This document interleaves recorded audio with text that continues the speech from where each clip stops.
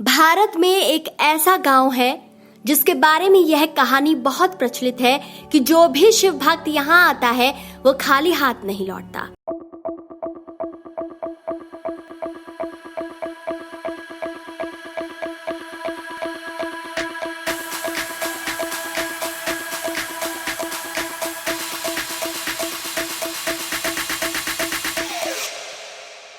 यहाँ मौजूद शिव मंदिर इतना चमत्कारी है जिसके दर्शन मात्र से कई लोगों का जीवन बदल गया है। इस शिव मंदिर के पीछे कथा मिलती है कि यहाँ पर भोलेनाथ का बहुत बड़ा भक्त था।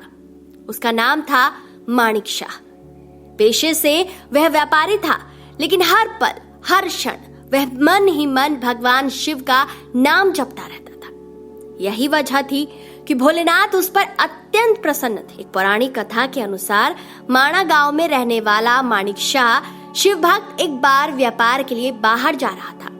उसी दौरान कुछ लुटेरों ने उसे पकड़ लिया और उससे सारा पैसा लूटकर उसकी गर्दन काट दी। लेकिन वह भगवान शिव का इतना बड़ा भक्त था कि वह गर्दन कटने के बाद भी शिव के ही नाम का जाप करता रहा।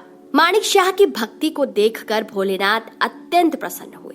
उन्होंने माणिक के शरीर पर वराह यानी कि सुअर का सिर लगाकर उसे जीवित कर दिया।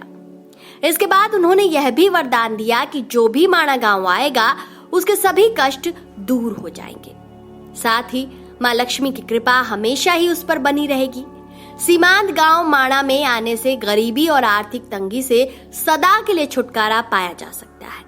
कहा जाता है इस गांव को भगवान शिव का आशीर्वाद मिला है कि जो भी यहाँ आएगा उसकी गरीबी दूर हो जाएगी। माणिक शाह की भक्ति से प्रसन्न हुए शिवजी की माणा गांव में मणिभद्र रूप में पूजा की जाती है। पवित्र बद्रीनाथ धाम से 3 किलोमीटर आगे भारत और तिब्बत सीमा पर स्थित इस गांव का नाम भोलेनाथ के भक्त मणिभद्र देव के नाम पर पड़ा।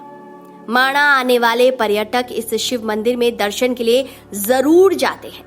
मान्यता है कि यहाँ आने वाले सभी भक्तों की मां लक्ष्मी झोली भर देती हैं। उसके जीवन में धन्य धान्य की कभी भी कोई कमी नहीं होती। इसे भारत का आखिरी गांव भी कहा जाता है, जो उत्तराखंड में चमोली के पास स्थित है।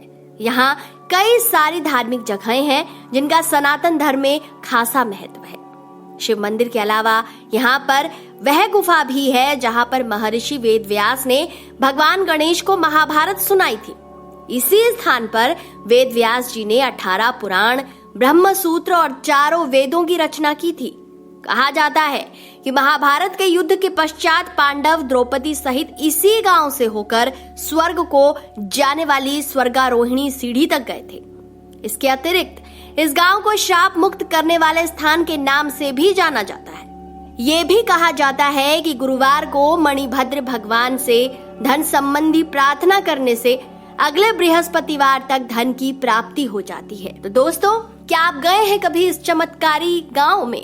अगर हाँ तो कमेंट सेक्शन में जरूर बताएं। वीडियो आपको कैसा लगा है कमेंट सेक्शन में बताएं, और वीडियो अगर अच्छा लगा है तो इसे ज्यादा से ज्यादा शेयर कीजिए। महादेव की कृपा आप सब पर यूं ही बनी रहे। हर हर महादेव।